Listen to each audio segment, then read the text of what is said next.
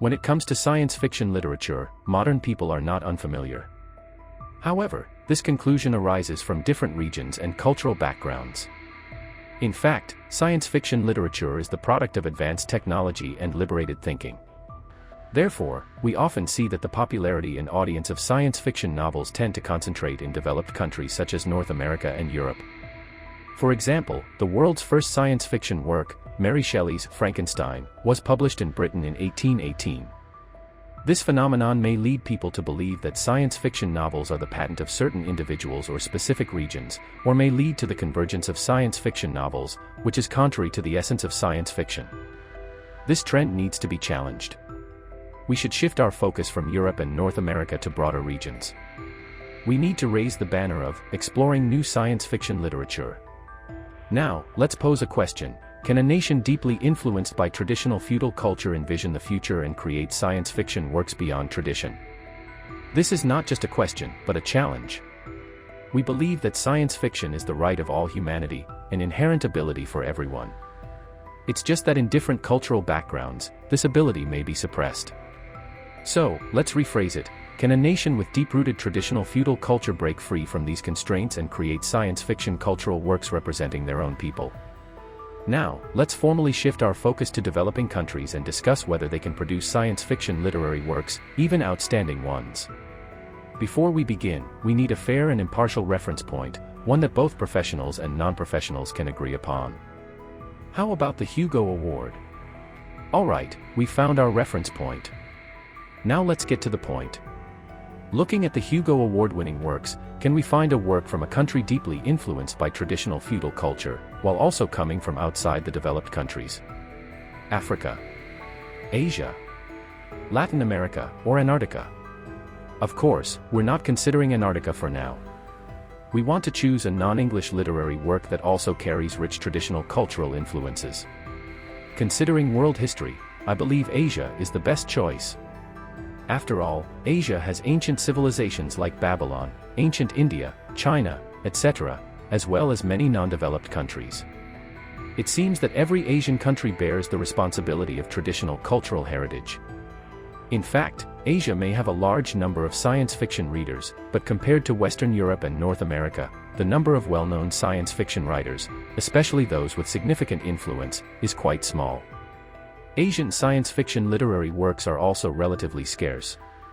It seems that the Hugo Award does not favor this vast Asian market. Is this a curse?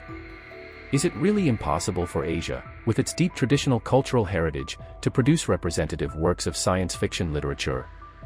However, things seem to change in 2015 when a Chinese Asian writer won the Hugo Award, becoming the first Asian writer to receive this honor. China, a non-English speaking country with a deep traditional cultural heritage. It indeed fits the criteria, a developing country. In fact, I lean more towards it being a superpower, but according to its official statement, we'll consider it a developing country. Who is this Asian writer from China? Let's set the time to August 23, 2015. At the 73rd World Science Fiction Convention, a science fiction novel from Asia, The Three-Body Problem, won the Hugo Award for Best Novel, marking the first time an Asian work received this honor. The winner is Liu Cixin, an engineer from Yangchuan, Shaanxi Province, China. Liu Cixin, your fiction spans light years, and it is not content with just one planet. They celebrate the unexpected moments of creativity that make the insoluble soluble and the impossible possible. Congratulations. Liu Cixin was born in Beijing in June 1963 and is a native of Yangchuan, Shaanxi Province. He graduated from North China University of Water Resources and Electric Power and is a senior engineer and science fiction writer. He is also considered the pioneer of Chinese science fiction. Obviously, Chinese science fiction has provided the world with a brand new perspective on science fiction, and Liu Cixin has also raised a flag for non-English world science fiction literature. Liu Cixin has written many literary works, but the most famous is his Remembrance of Earth's Past trilogy, with The Three-Body Problem being the most renowned. The Three-Body Problem not only won the Hugo Award but also received the prestigious Nebula Award, which is quite remarkable. Now that we've completed this information gathering, we can finally delve into this science fiction literary work from Asia, from China. we can also appreciate a different literary perspective from the East compared to the Western viewpoint. Unfortunately, I'm not here to summarize the specific content of this work. In other words, this isn't a video that can summarize this work in a short period. My initial goal was to introduce literary works and hope that people will take the time to read them and appreciate literature themselves. Whether you agree or not, China has been of significant importance to the world for thousands of years. At the same time, China is a country heavily constrained by traditional culture. Chinese people deeply admire their ancestors and hold traditional culture in high regard. Therefore, Chinese people have faced disadvantages in modern history. The heavy burden of traditional ideology and culture has bent their backs, making it difficult for them to see new paths to the future. Indeed, the situation seems to be as such. When it comes to China, it's hard for us to associate the term science fiction literature with it. Mentioning science fiction literature, it's also challenging to link it with the distant ancient Eastern country, China. In 1902, Liang Qichao serialized Records of New China's Future in the magazine New Fiction. This was China's first political fantasy novel, imagining the changes in China from 1902 to 1962. The book reflects the author's strong desire for a strong and prosperous country. Considering the historical background, at that time, China was in the so-called century of humiliation. As described in the Chinese national anthem, the Chinese nation has reached the most perilous time. Therefore, during this period, Chinese science fiction literature mainly focused on saving the country. At the same time, a group of advanced Chinese writers began translating Western science fiction works. For example, the famous Chinese writer Lu Xun once translated many articles by the famous French science fiction writer Jules Verne.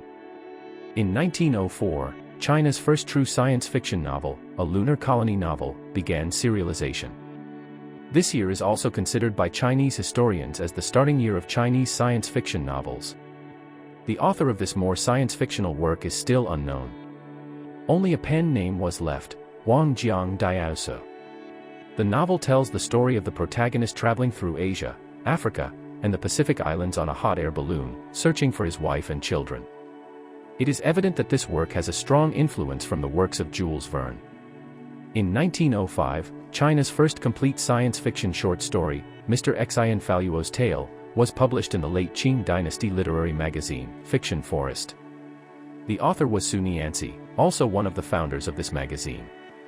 The protagonist, Mr. Xian Faluo, is separated from his body by a cosmic wind, and his soul travels to the moon, flies to Venus, and then heads towards the sun before returning to Earth.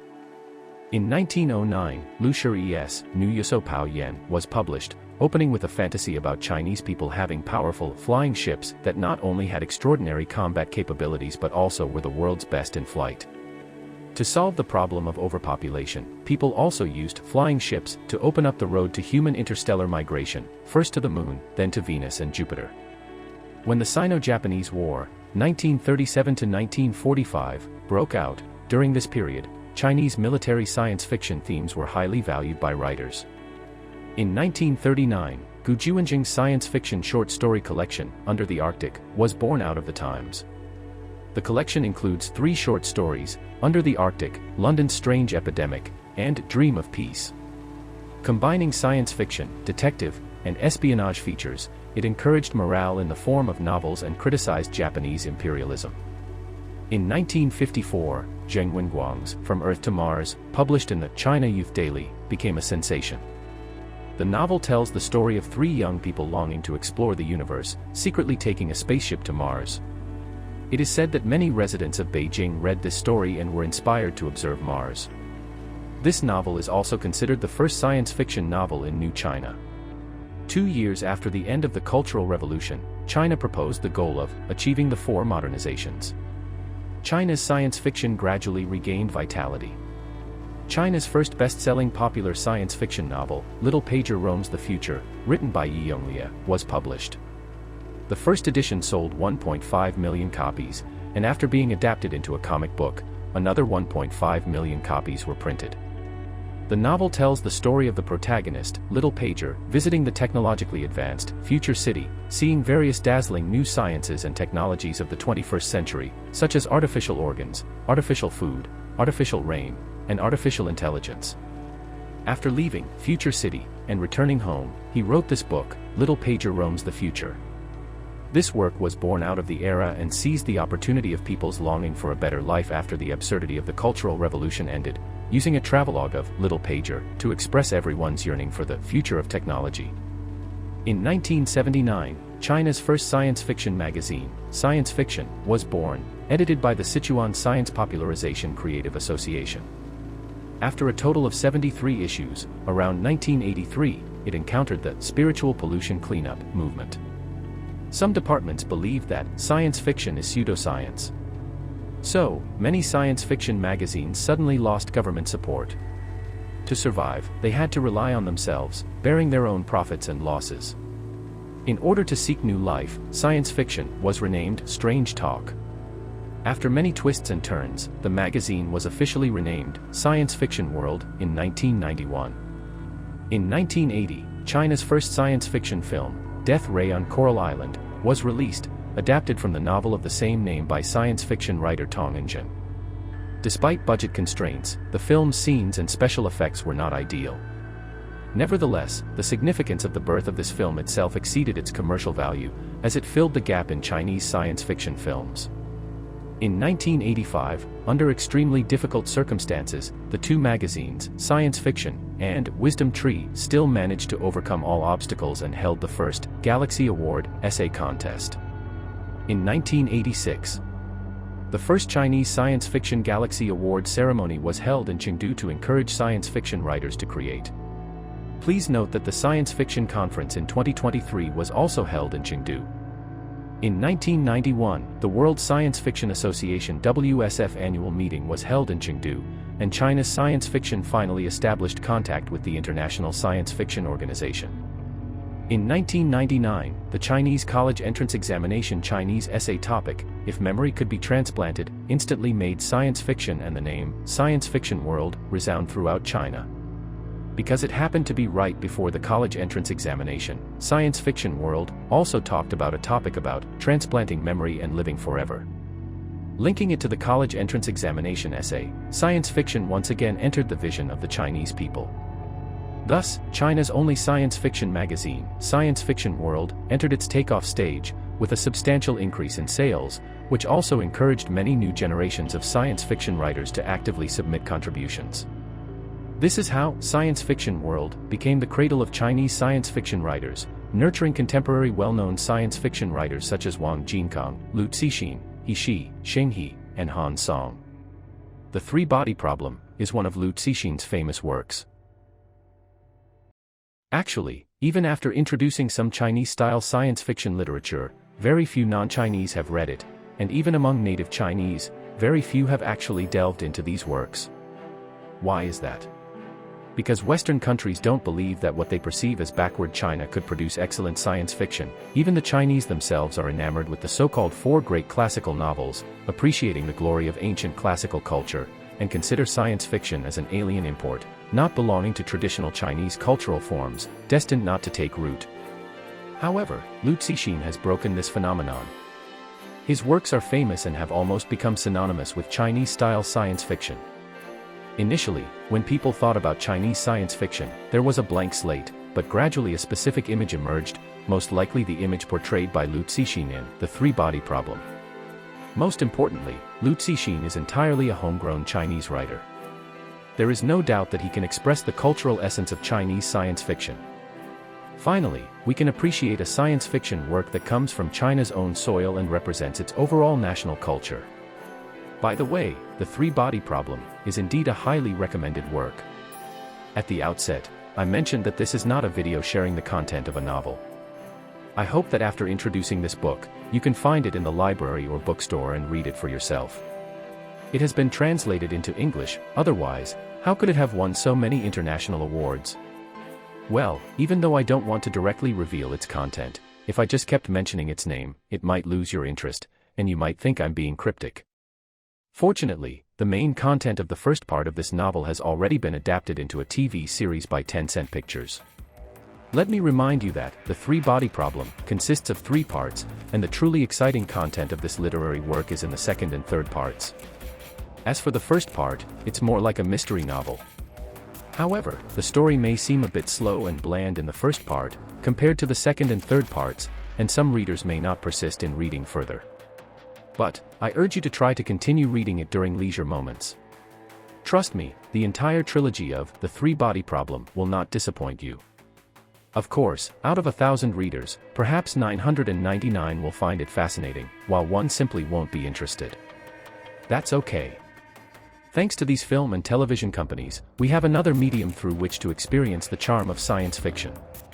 You can get to know this science fiction literature by watching the TV series, which can help you quickly immerse yourself in the truly exciting parts of The Three-Body Problem. I can't possibly recap all the content for you, and in fact, I didn't really know Liu Cixin when I introduced this book. I really want to connect with this Asian Chinese science fiction writer and have some exchanges with him. Perhaps he will never know that someone is recommending his books on an obscure channel. Hopefully, if he doesn't know, then there can be a sense of science fiction mystery between him and me. This video is about to end.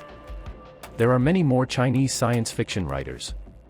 If, after reading The Three-Body Problem, you become interested in Chinese-style science fiction literature, you can also read other works by Liu Cixin or other Chinese science fiction writers. Perhaps this will give you a whole new perspective on science fiction. In fact, when the Western world scoffs at China and even Asia's relationship with science fiction, believing that the Chinese lack the exploratory and innovative spirit of science fiction, while ancient countries like China mock America's thin historical records, believing that America lacks traditional cultural heritage. However, such discrimination itself is laughable and inappropriate. The true reality is that Chinese science fiction writers are raising their national flag to reach the forefront of the world, and America is also about to celebrate its 249th birthday. Breaking down these stereotypes and becoming an eternally rational person is undoubtedly the most profound meaning of reading.